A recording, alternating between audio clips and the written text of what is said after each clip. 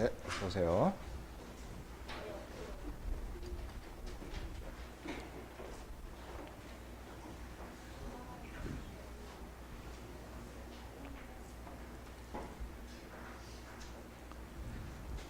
자, 여러분들이 밥 먹을 때 꼭 하는 게 있죠, 그죠?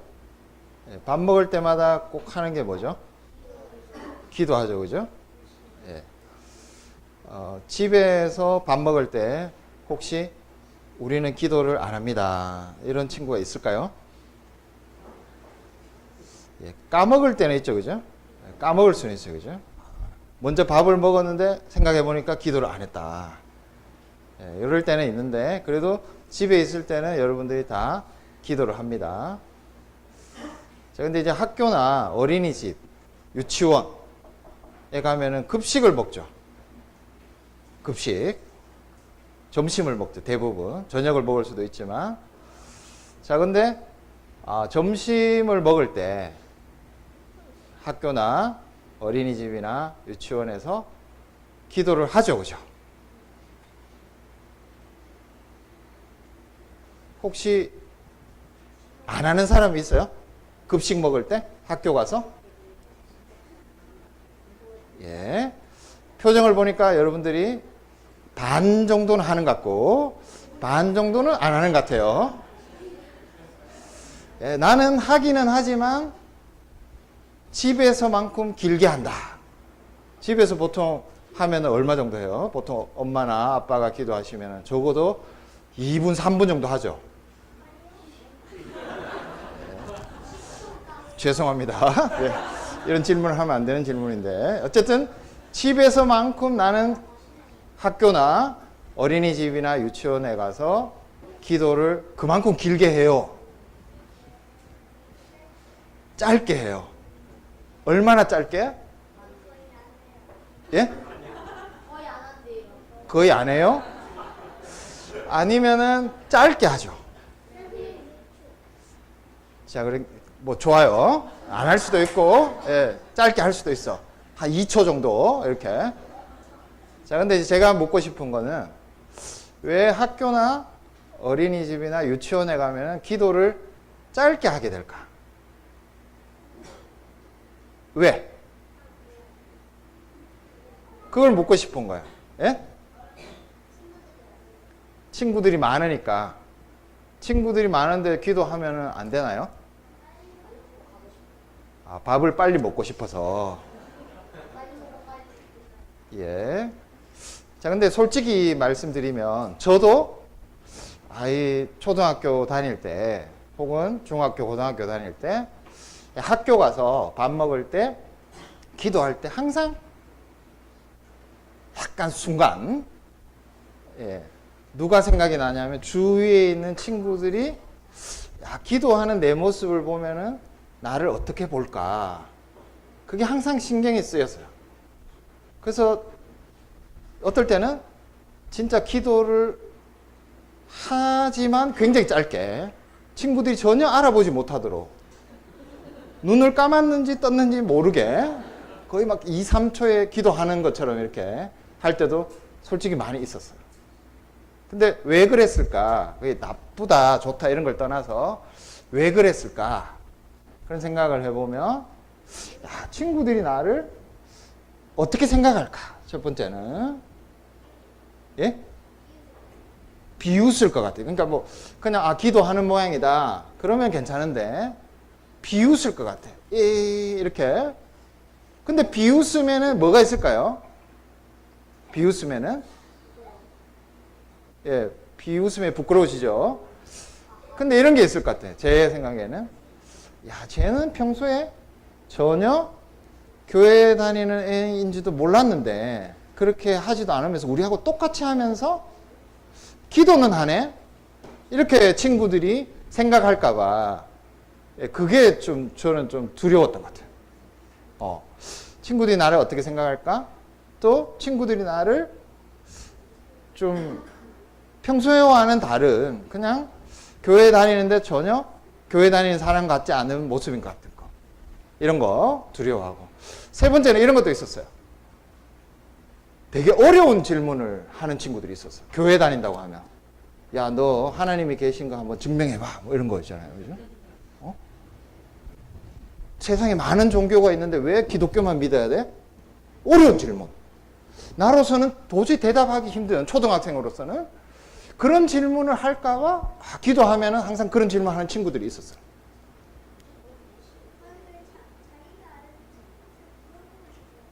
자기가 아는, 물어보면 된다. 근데 그 순간에 대답을 내가 해줘야 되거든. 누구한테 물어보는 게 아니라. 그런 게 굉장히 곤란해서, 내가 예수님을 믿는 거를 될 수 있으면 티를 내지 않으려고 기도를 안 하는 것 같아요. 제 생각에는. 자, 근데 오늘 이 성경 말씀에 보면은, 오늘 읽은 말씀에는 없는데, 내용에는 나와 있는 부분이 있어요. 근데 제가 4장 4절 말씀인데, 베드로전서 4장 4절 말씀이 있는데, 제가 잠깐 한번 읽어보겠습니다. 이렇게 되어 있어요. 너희가 그들과 함께 그런 극한 방탕에 다름질하지 아니할 것을 그들이 이상히 여겨 비방한다. 여기 이상히 여긴다. 그런 말이 있어요. 그러니까 예수님을 믿지 않는 사람들은 예수님을 믿는 사람들을 좀 이상하게 여기려는 경향이 있어. 여러분들이, 이건 좀 좋은 용어는 아닌데, 이상한 짓을 많이 해서 관종 이렇게 되는 거를 이야기하는 게 아니에요. 지금 이상히 여긴다는 거는 여러분들이 다른 친구들이 똑같이 하는 안 좋은 일, 친구들을 놀린다든지 편을 짜서 어떤 친구를 나쁘게 대한다든지 딴 친구들이 하는 똑같은 일을 같이 안 하는 것 때문에 여러분들을 이상하게 여기는 그런 친구들이 있다는 거예요. 주변에. 근데 우리는 그렇게 다른 예수님을 믿지 않는 친구들이 우리를 이상하게 여기는 것을 어색해하면 안 돼요. 우리가 기도하는 것부터 출발해서 그 친구들이 하는 안 좋은 일을 따라하지 않음으로써 그 친구들이 하는 좀 맞지 않는 일들을 그대로 모방해서 하지 않는 그런 삶을 삶으로써 그렇게 살아서 그 친구들이 쟤들은 좀 이상한 애들이야. 여기 보면 이상하게 여긴다고 되어 있거든. 그러니까 예수님을 믿지 않는 친구들이 우리를 좀 이상하게 여겨야 돼. 저 친구들은 기도를 하네? 저 친구들은 우리가 나쁜 짓 할 때 좀 어떤 이유를 이야기하면서 안 하려고 하네? 그렇게 예수님을 안 믿는 사람들이 우리를 이상하게 여겨야 된다는 거예요. 이상하죠, 그죠? 예. 말이 이상한데 나는 될 수 있으면 이상한 사람이 되지 않으려고 해. 맞아요. 막 이상한 일을 해서 나는 이상한 사람이 될 거야. 그게 아니라 우리가 예수님을 믿는다는 것만으로 여러분들은 예수님을 안 믿는 친구들이 여러분들을 좀 특별하게, 이상하게, 남다른 사람들이구나 이렇게 여기는 것이 당연하다고 생각할 수 있어야 돼요. 자, 그래서 여러분들이 기도하는 것도 저 친구들이 나를 이상하게 보면 어떨까. 그런 데서 너무 주눅들지 말고 나는 그냥 하나님께서 나에게 주신 대로 그냥 조용하게 하겠습니다. 그렇게 함으로써 오히려 예수님을 믿지 않는 친구들이 여러분들을 좀 이상하구나. 쟤들은 뭔가 다르구나. 그런 사람들로 여길 수 있도록 여러분들 한번 여러 가지 것에서 생각을 해보시면 좋을 것 같아요. 네, 감사합니다. 이제 들어가셔도 돼요.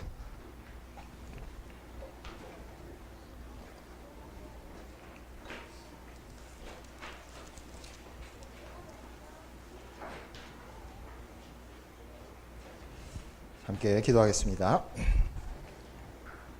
하늘에 계신 우리 아버지 하나님,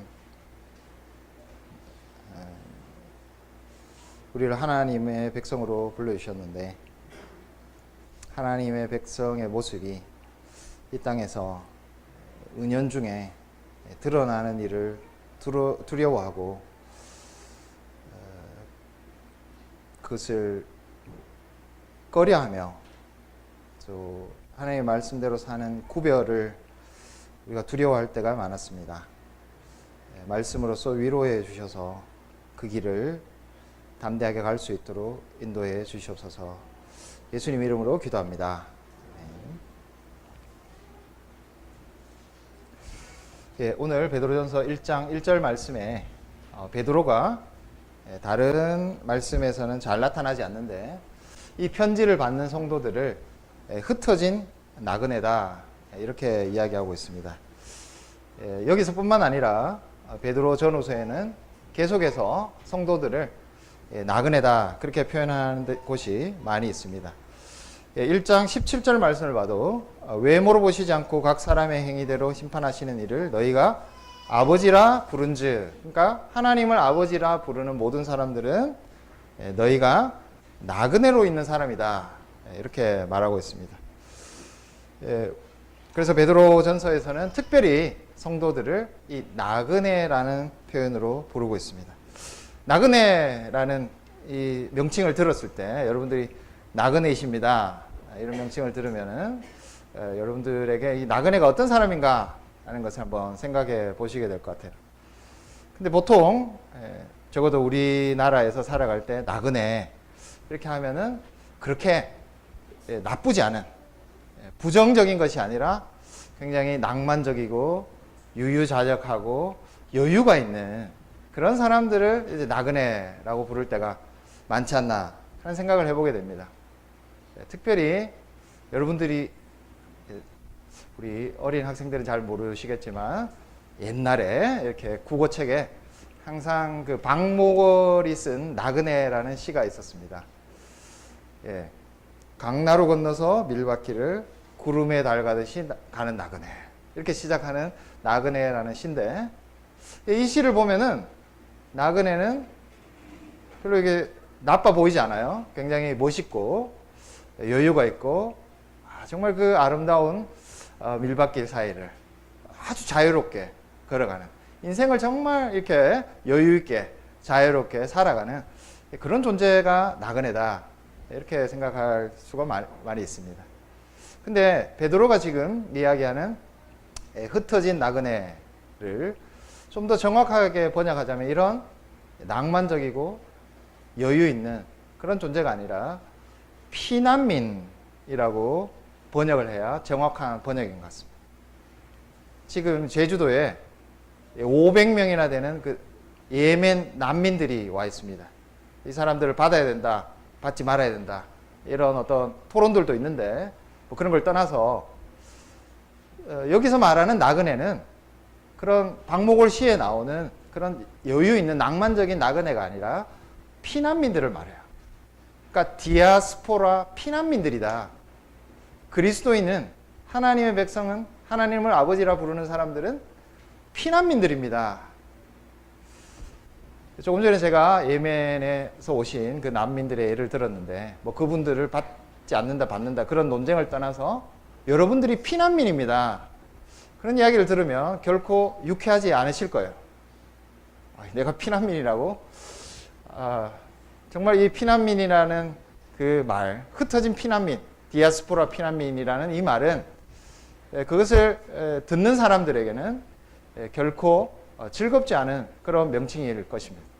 왜냐하면 당장에 우리가 이 피난민의 그림을 생각해 봐도 대부분 이 피난민들은 정치적으로나 어려움이 많은 탄압을 받아서 정말 생존할 수 없는 그런 상황에 몰려서 자기가 살고 있던 그 오랫동안 살았던 조상의 조상으로부터 살았던 곳을 떠나서 다른 나라로 정말 전혀 연고가 없는 어떤 다른 나라 땅으로 옮겨야 되는 사람이기 때문에 그렇습니다. 자, 이 정치적인 이유는 항상 경제적인 것과 연결이 되죠. 그래서 배가 고파서 먹을 것이 없어서 이게 항상 같이 겹치는데 정치적인 이유 때문에 죽고 여러 가지 탄압을 당하니까 먹을 것이 없어지고 정말 어떻게 해서라도 살아남아 봐야 되겠다. 먹을 것을 찾아야 되겠다. 그렇게 해서 떠나게 되는 것이 이 피난민의 상황입니다. 자, 그래서 이 피난민이라는 말을 듣는 순간 여러분은 피난민이에요. 이런 말을 듣는 순간 우리에게는 각종 다양한 부정적인 생각들이 여러분들의 머릿속에 떠오를 것입니다. 우리가 피난민이 된다면 이 땅을 떠나야 되는 것인가? 지금 살고 있는 나에게 행복하게 해주는 많은 것들이 있는데 그걸 다 버려야 되는 것인가? 그런 생각이 들 수도 있겠습니다. 그런 분들도 아직 있습니다. 예수를 믿음으로써 집에서 쫓겨난 분들, 옛날에는 많이 계셨고 지금은 많이 줄어들었지만 지금도 제 주위에는 내가 예수를 믿게 됨으로써 집에서 쫓겨났다, 그런 분들이 적지 않게 계세요. 더구나 굉장히 완고한 부모님들이 네가 외수쟁이가 되려면 호적에서 파겠다, 집에서 내가 쫓아내겠다, 실제로 그렇게 하는 부모님들이 여전히 계시고, 제가 아는 어떤 성도님도 여기는 안 계시지만 진짜 집에서 쫓겨나서 교회에 있는 조그마한 방에서 지내야 되는 그런 성도님들이 있습니다. 이런 분들은 정말 피난민이 되는 것이죠. 무엇 때문에? 예수를 믿는다는 이유로. 자, 이렇게 피난민이 된다는 것은 우리에게 정말 머릿속에 또 실제적으로 굉장히 안타까운 처지로 빠지게 되는 것을 말하는 것입니다. 여러분들이 한번 이제 이런 상상을, 피난민이 된다는 것을 상상해 보신다면, 예를 들어서 집을 떠나서 처음 서울에 오신다든지, 아니면 집을 떠나서 처음 다른 곳에 있는 대학을 가신다든지, 그럴 때 여러분들이 마음이 어땠나 하는 생각을 해보시면 이 피난민의 상황이 어떨 것이라는 것을 생각해 보실 것입니다. 저도 처음 부모님을 떠나서 굉장히 가난했지만 그래도 집이 있는 그 부모님을 떠나서 처음 다른 곳에 와서 살게 됐을 때, 거기가 기숙사였는데 지금도 그 순간을 잊을 수가 없어요. 혼자 그 기숙사 방에 이렇게 혼자 남겨져. 근데 너무나 휑한, 아무것도 없는 그 앙상한 가구들만 남은 방에 나 혼자 남겨진. 그래서 앞으로 내 인생이 어떻게 될 것인지, 여기서 내가 어떻게 살아야 될 것인지가 상당히 막막했던 그 순간을 잊을 수가 없습니다. 자, 피난민이 된다는 것은 그냥 떠나왔다는 것 뿐만 아니라 앞으로 이곳에서 내가 내 삶이 어떻게 될지가 전혀 명확하지 않은, 보장이 없는, 그곳에서 나에게 앞으로 어떤 일들이 일어날 것인가를 나로서도 도저히 통제할 수 없는 그런 상황 가운데 내가 놓이는 것을 말하는 것입니다. 자, 우리가 이 땅에서 베드로가 여러분들은 디아스포라 피난민들입니다, 이렇게 말할 때 1차적으로 우리가 생각할 수 있는 것은 우리가 이 땅을 살면서 굉장히 이런 피난민과 같은 그런 처지에 빠질 수도 있다는 것. 이 세상이라는 곳은 우리에게 끊임없이 우리를 어떤 피난민과 같은 삶으로 몰아넣는 그런 명칭이 바로 이 여러분들은 디아스포라 피난민들입니다, 이렇게 이 명칭 속에 들어있는 것입니다. 그러나 베드로가 이야기한 본도, 갈라디아, 갑바도기아, 아시아, 비두니아에 사는 피난민들, 여기에는 단지 이렇게 경제적인, 정치적인 이유로 자기가 살았던 곳을 떠나야 되는 사람들만을 이야기하는 것은 아닙니다. 한번 생각해 보시면 지금 여기에서 이야기된 이런 지방들의 유대인들이 디아스포라들이죠. 굉장히 오랜 기간 동안 이미 정착해서 그들은 거기에 뿌리를 내리고 상당히 중요한 경제적인 기반들을 이미 가지고 있었습니다. 그래서 좀 더 엄밀하게 이야기하자면 여기서 말하는 피난민은 아까 제가 먼저 예를 들었던 뭐 예멘 난민들처럼 그런 정치적인, 경제적인 피난민이 되십시오, 그런 표현이 아니라 이 피난민과 같은 삶을 스스로 선택하십시오 라는 명칭일 수 있다는 것입니다. 이들은 전혀 피난민들이 아니었습니다.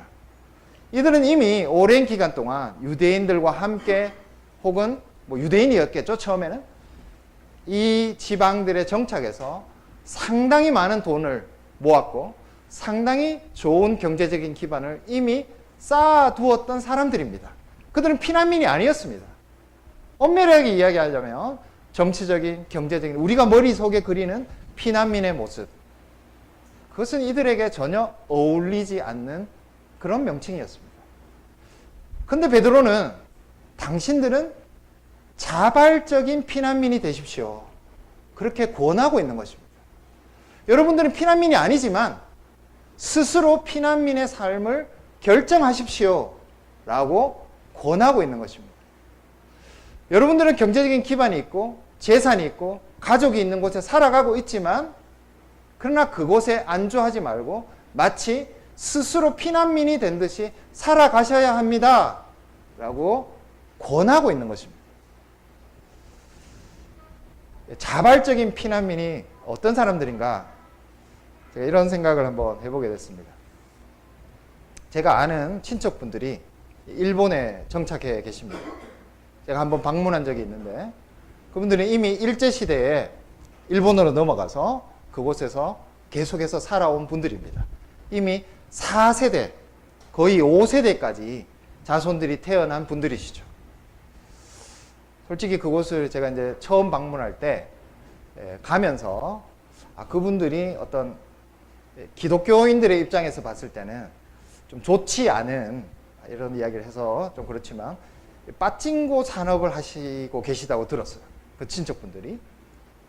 근데 제가 이제 기독교인이다 보니까 그분들이 왜 그런 일을 하시나. 전혀 그분들은 크리스찬이 아니세요.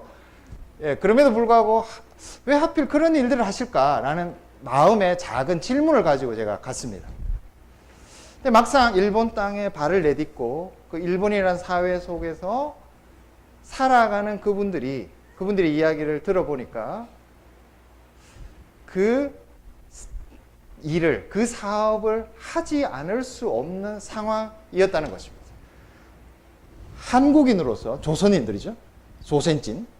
조선인으로서 일본의 일제시대에 정착해서 가족들이 살아갈 수 있는 유일한 길이 자기들에게는 그 길밖에 없었다. 취직을 할 수 있는 것도 아니고 뭐 여러 가지 사업을 기획해봤지만 그런 것에 대한 도무지 길을 열어주지 않았다는 것입니다. 그래서 우리는 그것을 택할 수밖에 없었다. 그렇게 말할 때 저는 그들이 이 긴 세월 동안 얼마나 어려운 길을 걸어왔는가라는 것을 알 수 있었습니다. 정착했고 집을 짓고 살고 나름대로 잘 나가는, 뭐 이렇게 좋은 일은 아니지만 잘 나가는 사업을 하고 있는 분들입니다. 근데 그들은 철저하게 조선인으로 살았고 지금도 일본인으로 귀화하는 것을 거부하면서 살아가고 있습니다. 쉽게 일본인이 될 수 있습니다. 아니, 아무런 조건 없이 지금도 당장 내일이라도 일본 사람으로 살 수 있는 거예요. 근데 그들은 여전히 뭐 지금은 한국의 국적, 북한의 국적 혹은 그 국적을 유지하면서 그 모든 어려움들을 감당하고 살아가는 것입니다. 그냥 일반 일본 학교를 보내지 않고 반드시 조선인 학교를 보냅니다. 당연히 많은 불이익이 있겠죠. 그들의 입에서도 조선인이라는 학교를 나오면 우리는 좋은 직장을 가질 수 없다고, 조선인 한국 국적에다가 조선인 학교를 나왔습니다.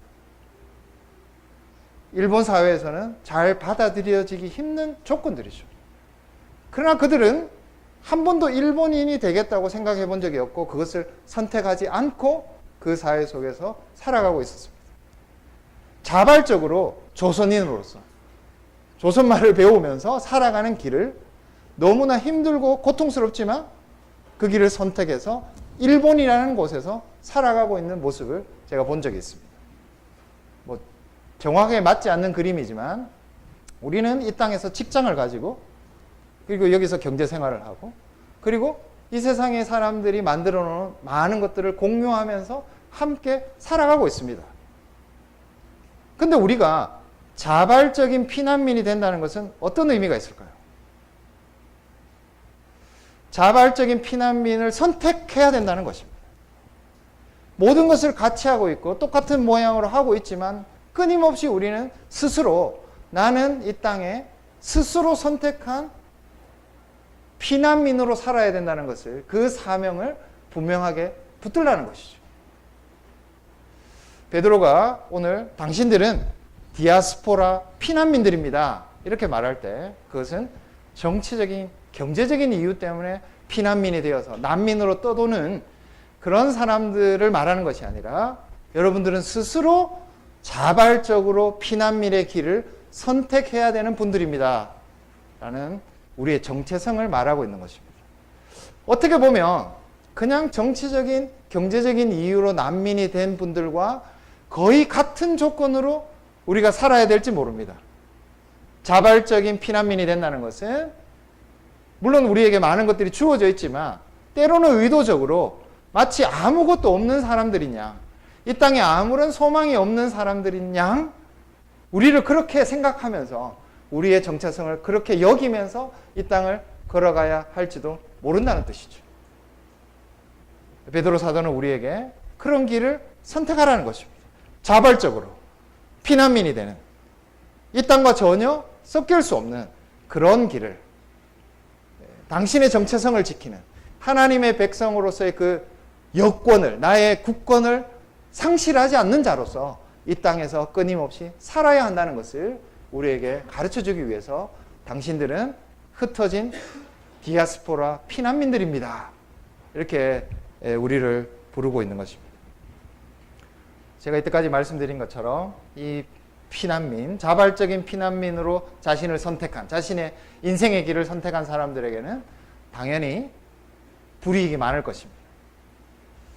근데 오늘 성경 말씀에 나오는 그 불이익은 6절 말씀에 이런 것들이 있습니다. 너희가 이제 여러 가지 시험으로 말미암아 여러 가지 시험이 우리에게 있다는 것입니다. 시험이라는 것을 많이 들어보셨죠, 여러분들? 교회 다니면서 뭐 시험 받았다, 시험에 빠졌다, 이런 이야기들을 많이 합니다. 우리가 이 땅에서 자발적 피난민이 될 때 우리에게 주어지는 제일 첫 번째 불이익, 많은 것들을 우리가 상상할 수 있지만 오늘 말씀에 나오는 가장 명확한 불이익은 여러 가지 시험이 우리에게 있다는 거죠. 우리가 피난민으로 살아갈 때 주어지는 시험이라는 게 어떤 것일까요? 여러분들, 우리가 살아가는 이 세상이라는 것을 이런 눈으로 한번 바라봤으면 좋겠습니다. 우리 여기 모여서 하나님을 예배하고 있죠. 근데 이 예배하는 것과 똑같이 세상 속에서 많은 예배가 이루어지고 있다. 이런 생각을 한번 해보십시오. 제가 이런 생각을 배워온 것은 스미스라는 사람이 이야기했던 그 하나님의 나라를 욕망하라 라는 책이 있는데 그 책에 보면 세상은 예배의 공간이다. 이렇게 표현하고 있습니다. 어떤 이야기냐면 교회에 모여서 예배를 드리고 있지 않지만 사실상 세상에 나가면 많은 사람들이, 아니 모든 사람들이 어떤 것을 예배 드리고 있다는 것입니다. 그것을 강렬히 열망하는 어떤 대상을 두고 그것을 향해서 자기의 인생의 목적을 모든 것을 두고 그것을 향해서 살아가고 있는 이 세상은 사실 예배로 가득 찬 곳이다. 이렇게 이 제임스 스미스라는 분이 이야기를 했습니다. 그러면서 이런 예를 듭니다. 이 세상에 소비라고 하는, 뭐 조금 낯선 표현이지만 쇼핑이라고 하는 예배가 존재한다. 이렇게 설명을 합니다. 좀 우리에게 맞게 와닿게 이렇게 이야기를 하자면, 제가 어떤 우리 학교에서 가르치는 학우에게 이야기를 들은 것은 자기는 택배를 예배한다. 이렇게 그 학우는 이야기했습니다. 택배를 예배하는 거 뭘까요? 우리 집에 택배 그 배달원의 벨이 울리는 거, 그리고 그 배달원의 손에서 그 박스를 옮겨 받을 때 그 물건이 도착해서 그 박스를 받는 순간 손이 떨리고 감격스럽고, 와, 그 순간에 느끼는 기쁨은 그 어떤 것과도 비교할 수 없는 그런 전율을 느낀다. 그럴 때 자신은 항상 회개한다고 합니다. 내가 주님을 만났을 때 과연 이 큰 감격과 기쁨이 있을까? 이건 일종의 택배를 예배하는 것이겠죠. 예. 이런 예를 통해서 우리가 한번 생각해 보면 이 세상에 있는 수많은 사람들은 어떤 것을 열망하고 있습니다. 그것을 향해 달려가고 있습니다. 그것이 주어질 때 정말 나에게 감격이 있고 그것을 성취했을 때 말할 수 없는 전율이 느껴지는 어떤 것. 모든 사람에게는 그런 것이 다 주어져 있다는 것이죠. 자, 그래서 이 세상은 어떻게 보면 예배로 가득 찬 곳이다. 라고 이 제임스 스미스라는 분이 이야기를 했습니다. 자, 이런 것들을 예배하기 위해서 이 세상은 수없이 많은 가치관들을 우리에게 주입하고 있습니다. 자, 기독교인들에게는 죄라는 것이 있죠. 아, 내가 죄인이다. 근데 이 세상이 가르쳐주는 종교도 일종의 죄를 가르치고 있다는 것입니다. 이게 어떤 거냐? 꼭 죄를 우리가 말하는 죄를 이야기하는 것은 아닌데, 당신의 인생에서 이런 것들이 불행한 것이다. 당신의 인생은 이런 것 때문에 비참한 것이고, 당신의 인생은 이런 것 때문에 깨어진 것이다. 라고 처음 우리에게 메시지를 전달한다는 것입니다. 자, 예를 들자면 이 책에서 나오는 이야기를 제가 그대로 인용해 보면 이렇습니다. 광고에 나오는 사람들은 모든 일이 잘 풀리는 것처럼 보여. 나는 그렇지 않은데 그들은 좋은 삶을 즐기는 것 같아. 내 인생은 깨졌고 불행하고, 그런데 광고에 나오는 사람들은 행복하게 보인다는 거죠. 광고에 나오는 주인공들은 새로운 최신 기종의 모바일 폰을 가지고 있으면서 그걸 통해서 가장 완벽한 음악을 듣고, 그 음악을 같이 나눌 수 있는 여자친구를 만날 수 있고, 사랑에 빠질 수 있고, 그것을 함께 나눌 수 있는 행복을 누릴 수 있다는 거죠. 그 모바일 폰을 가지는 순간 나는 이 세상에서 가장 아름다운 경치를 담을 수 있고, 마치 그곳에 내가 있을 수 있는 것처럼 완벽하게 그것을 찍어서 누릴 수 있는 사람이 될 수 있다라는 것을 즐기게 된다는 것입니다. 심지어 광고에 나오는 엄마들은 늘 행복해 보입니다. 그리고 광고에 나오는 엄마들은 예쁘고 날씬하고, 심지어 아이들과 하루 종일 다투고 싸우고 이렇게 할 필요가 없는, 심지어 아이들까지도 너무 행복해 보이는 이런 메시지들을 계속해서 광고를 통해서 이 소비라고 하는 우상을 섬기도록 우리를 만든다는 것입니다. 여기에 뭐가 담겨 있죠? 우리는 뭔가 깨어져 있고 불행하고 안 좋은 삶을 살고 있습니다. 자, 반대로 이런 광고들이, 소비의 예배들이 우리에게 끊임없이 속삭이는 것은 너는 그렇지 못하고, 너는 깨어져 있고, 너는 불행한데 그걸 너는 알고 있어. 근데 우리도 그걸 알고 있거든. 자, 이제 너에게 너의 행복을 위해서 반드시 필요한 것을 줄게. 이렇게 말하고 있다는 것입니다. 이런 시각에서 보자면 비록 어떤 물건을 파는 소비뿐만 아니라 우리가 몸담고 있는 모든 곳은 직장, 학교, 그리고 우리의 가정, 이 모든 곳들이 하나님 외에 다른 예배를 드리도록 우리에게 끊임없이 속삭이고, 너의 불행은 하나님이 없는 곳에 있는 것이 아니라 이것이 없음으로써, 이 열망이 없음으로써, 우리가 섬겨야 되는 것을 섬기지 않음으로써 너에게 주어진 불행이고 깨어짐이다 라는 것을 우리에게 계속해서 가르치고 있는 그 공간 속에서 살아가고 있다는 것입니다. 제가 왜 이 세상에 대한 이야기를 이렇게 오래 했느냐? 피난민들에게 시험이 무엇일까요? 이 땅을 피난민처럼 살아가야 되는 자발적 피난민들에게 가장 큰 시험은 정착민이 되라는 거죠. 피난민처럼 이질적으로 이 세상을 느끼지 말고, 낯설게 느끼지 말고, 그곳에서 이상한 것을 생각하지 말고 철저하게 똑같이 그들이 느끼고 그들이 예배하고 그들이 생각하는 그 생각을 똑같이 따라서 살라고 하는 것이 우리에게 시험인 것입니다. 그것이 베드로가 이야기하는 여러 가지 시험이에요. 피난민은 정착민이 되면 안 돼요. 피난민은 이질적이어야 되죠. 이곳이 낯설고 이곳이 내가 살 곳이 아닌 것 같고, 여기서 이루어지는 일들이 나로서는 함께 할 수 없는 일이라는 것을 늘 의식하고 살아야 되는 것이 자발적 피난민입니다. 근데 시험은 뭐죠? 그렇게 살지 말라는 거예요. 우리가 예배하는 것을 똑같이 예배하고 우리가 지향하는 것을 똑같이 섬기면서 나가자는 그 메시지에 너희가 동화가 되어서 전혀 이질적으로 느끼지 말고, 이상하다고 우리가 당신들을 느끼지 않도록, 아까 제가 어린이 설교 때 다른 분들이, 밖에 있는 분들이 당신들은 이상해, 라고 생각하지 않도록 똑같이 정창민처럼 살라고 하는 것. 그것이 우리에게 일어나는 여러 가지 시험입니다. 근데 이 시험의 결과가 무엇인가? 6절 말씀에 보면은 슬픔이라고 되어 있습니다. 이게 근심한다 이렇게 되어 있는데 정확하게 이야기하면 슬픔이 있는 것입니다. 근데 이 슬픔은 오늘 한글 번역에도 잘 되어 있는데 근심하게 되지 않을 수 없다. 무슨 말이냐면 반드시 필수적이라는 거예요. 우리에게 슬픔이 없다. 이 세상을 살아가면서 피난민으로서의 슬픔이 없다? 그러면 시험이 없는 거죠. 우리에게. 시험이 없다는 것은 우리는 사실 자발적 피난민의 삶을 사는 것이 아니라 사실은 정착민의 삶을 살고 있는 것입니다. 슬픔이 반드시 있어야 된다는 거죠. 우리에게 주어지는 불이익으로 인한 슬픔이 있어야 되고 이 세상이 이렇게 우리와 너무나 다름으로써 우리의 심정에 주어지는 슬픔이 늘 있어야 된다.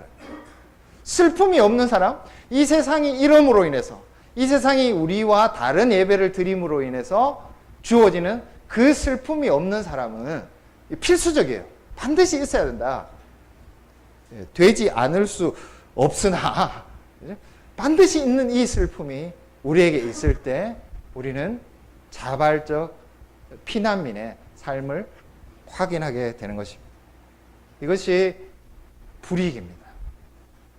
우리가 자발적 피난민의 길을 선택했을 때 우리에게 끊임없이 주어지는 불이익. 얼마나 강한 불이익이냐. 이 시험이 얼마나 강하냐. 7절 말씀에 보면 불로 연단하여도 없어질 금보다 더 귀하다. 그러니까 지금 우리의 신앙이 이 피난민으로서의 신앙은 불로 금을 녹이는 정도의 불이 와도 그죠? 예, 그렇게 녹지 않을 정도의 믿음을 가져야 된다는 말입니다. 그냥 쇠가 아니에요. 제가 이렇게 찾아보니까 금은 1070도에서 녹는다고 합니다. 그러니까 우리를 시험하는 이 세상에서의 시험이 얼마나 강력한 것인가 라는 것을 역설적으로 이 표현이 우리에게 보여주고 있습니다. 이런 강한 시험 가운데서 슬퍼하면서 이 땅을 살아가는 자들만이 자발적 피난민의 정체성을 확인할 수 있다는 거죠. 이게 없다. 그러면 여러분들은 정착민인 것입니다. 그냥 이 땅에서 늘 살았던 것처럼 이 세상이 나의 고향인 것처럼 그렇게 살아가는 피난민과는 전혀 다른 존재, 그런 존재들이 정착민인데 그 정착민의 삶과는 전혀 다른 이런 시험, 여러 가지 시험이 있고 그 시험 가운데서 슬픔이 있는 존재들만이 바로 자발적 피난민이다. 그러나 이것은 안 좋은 것이죠. 불이익이죠. 근데 오늘 말씀에서 적어도 불이익은 딱 이 6절에만 나와 있습니다. 그것도 잠깐이다. 그런 표현을 쓰죠. 우리의 슬픔이 있다. 그러나 그것도 잠깐뿐입니다. 그렇게 베드로는 이야기하고 있습니다. 그리고 나머지 모든 내용들은 우리가 자발적 피난민이 됨으로써 주어지는 유익들입니다. 좋은 거예요. 모든 내용들은 2절부터 9절까지 나오는 모든 내용들은 이 불이익에 비하면 훨씬 더 크고 훨씬 더 영광스러운 그런 혜택들로만 채워져 있습니다.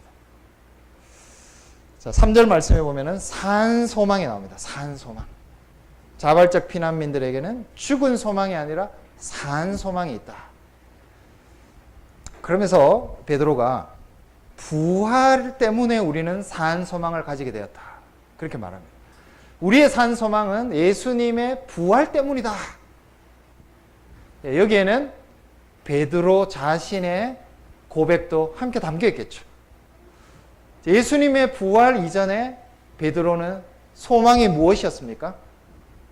예수님께서 예루살렘에서 즉위하실 때, 당신이 거기에 왕이 되셨을 때 내가 오른편에 있는 것이, 오른팔이죠?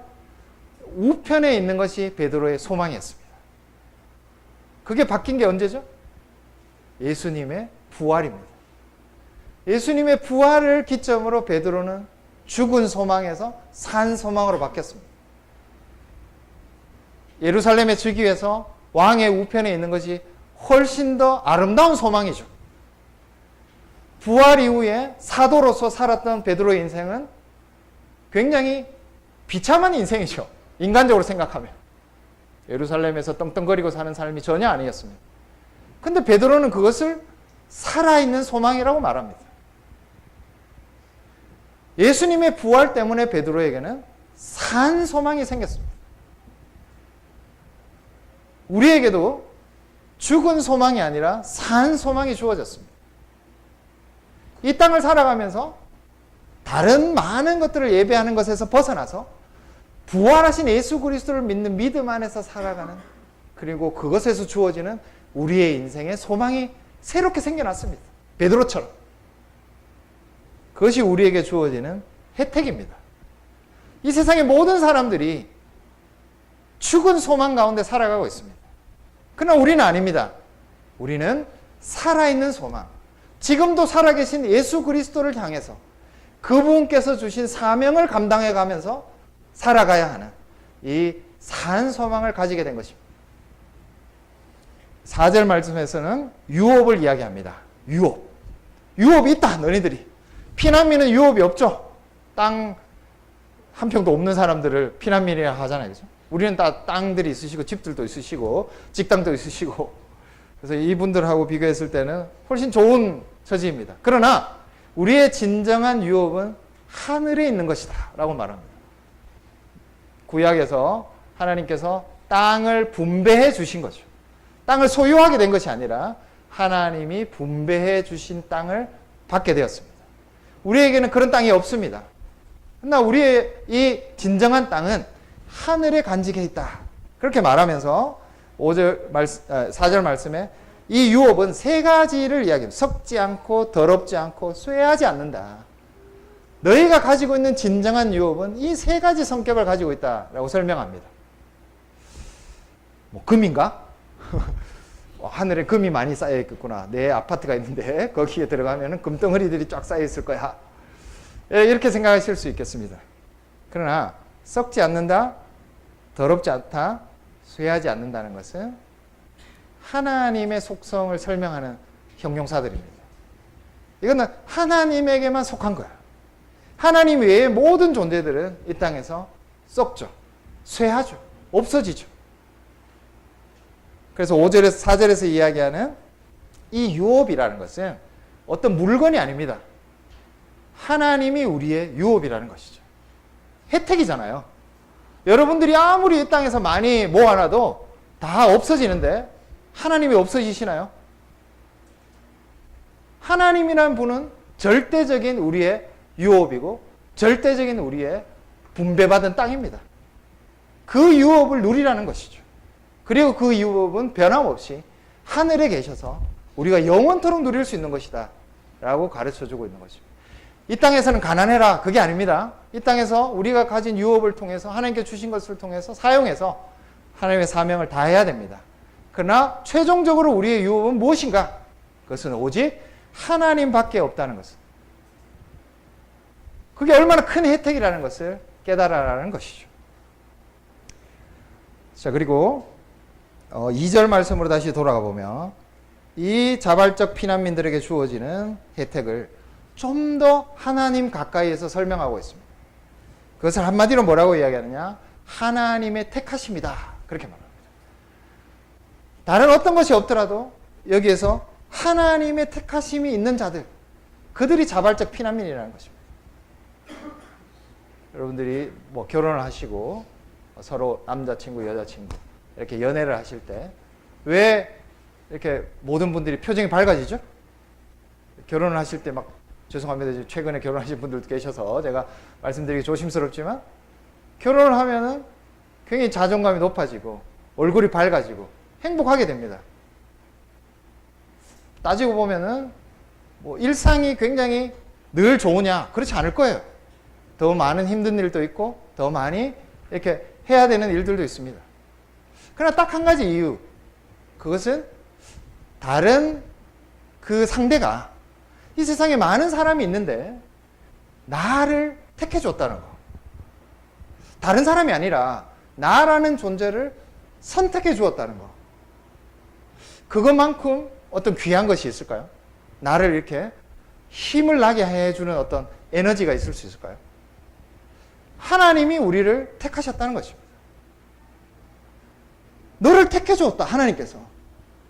우리가 어떤 것이 있어서가 아니라 그냥 일방적으로 하나님이 나를 택해주셔서 라고 하는 것만큼 우리에게 큰 혜택이 있을까요? 우리 이 땅에서 피난민으로, 자발적 피난민으로 살아가지만 하늘로부터 하나님의 택하심이 있는 존재들입니다. 이 땅에 있는 많은 것들을 누리지 못해서, 때로는 그 예배에 참여하지 못해서 우리에게 슬픔이 있습니다. 그러나 그것과 비교할 수 없는 혜택, 하늘로부터 하나님의 택하심, 하나님만이 너를 택해 주셨다라고 하는 이 택하심이 우리에게 있다는 것이죠. 이 택하심은 세 가지로 설명하고 있습니다. 세 가지로 어떻게 구체화되는가를 말하고 있습니다. 하나님의 아버지의 미리 아심이 있습니다. 그리고 성령께서 우리를 지금도 변함없이 거룩하게 만들어주고 계십니다. 하나님께서 미리 아셨고 하나님께서 나를 아셔. 확인되지 않죠. 그러나 확인되는, 우리가 붙들 수 있는 것이 무엇이냐? 말씀을 통해서 우리를 정말 이 하나님 백성으로 합당하게 거룩하게 만들어주시는 증거가 우리에게 있다는 것입니다. 하나님의 택하시면 그냥 공허한 말장난이 아니라 성령께서 지금 구체적으로 말씀으로 우리를 끊임없이 거룩하게 만들어주시고 말씀을 주시는 과정 속에서 확인되어지는 택하심이라는 것입니다. 그리고 마지막 세 번째, 순종함, 그리고 예수 그리스도의 핏뿌림을 얻는 것. 그럴 수 없는 존재가 예수 그리스도로 말미암아 순종의 삶을 살게 됩니다. 그것이 택하심의 증거입니다. 핏뿌림을 얻어서 끊임없이 우리에게 죄사함의 은혜가 주어집니다. 그것이 택하심의 혜택입니다. 이것을 그 어떤 다른 것과 비교할 수 있을까요? 베드로는 하나님의 택하심을 이 세 가지 구체적인 내용으로 풀어서 이것이 당신들의 혜택입니다. 자발적 피난민들에게 주어지는 말할 수 없는 혜택이라고 우리에게 말하고 있습니다. 5절 말씀을 보면은 하나님의 능력으로 보호하심을 받는다라고 되어 있습니다. 피난민들은 보호할 데가 없죠. 어떤 다른 나라에 가면 그 나라 정부가 난민들을 보호해 줍니까? 전혀 보호해 주지 않습니다. 오히려 자기 나라 사람들을 보호하기 위해서 이 난민들을 몰아내야 되죠. 그런 처지에 있는 피난민들에게 우리가 그렇게 살아가는데 하나님 뭐라고 이야기하시느냐? 하나님의 능력으로 보호해 주겠다고 약속해 주십니다. 이것은 군사적인 의미예요. 실제로 정말 군사적인 힘으로, 물리력으로 너희를 보호해 주겠다는 약속입니다. 그냥 말이 아니라 피난민으로 이 땅에서 살아가지만 그 길을 선택했지만 당신들은 사실은 하나님의 보호하심을 받는 유일한 사람들입니다. 라는 것을 약속해 주고 있습니다. 그래서 자발적인 피난민들, 슬픔이 있습니다. 여러 가지 시험이 있습니다. 그러나 베드로는 끊임없이 즐거움과 영광과 기쁨을 이야기합니다. 7절 말씀에 칭찬과 영광과 존귀를 얻게 될 것이라고 말합니다. 8절 말씀에 영광스러운 즐거움으로 기뻐하는 자들이다. 그렇게 말하죠. 이유는 우리가 이 땅에서 자발적 피난민으로 살 때 주어지는 약간의 불이익에 비해서 엄청나게 큰 혜택이 쏟아지고 있기 때문에 그렇습니다. 눈으로 보이지 않는 물리적이지 않는 것들입니다. 그러나 하나님이 약속해 주신 것들입니다. 피난민으로서는 상상할 수 없는 혜택들입니다. 그러나 우리가 자발적으로 그 길을 선택했을 때 이 땅에서 다른 예배에 참여하지 않고 오직 하나님만을 예배함으로써 이상하게 여겨지는 사람의 길을 갈 때 우리에게 주어지는 이 엄청난 혜택 때문에, 그것을 볼 수 있는 눈 때문에 우리는 영광스러운 즐거움으로 기뻐할 수 있습니다. 슬픔이 있습니다. 그러나 그 슬픔을 압도하는 영광스러운 기쁨이 우리의 마음속에 늘 있을 것입니다. 함께 기도하겠습니다. 하늘에 계신 우리 아버지 하나님,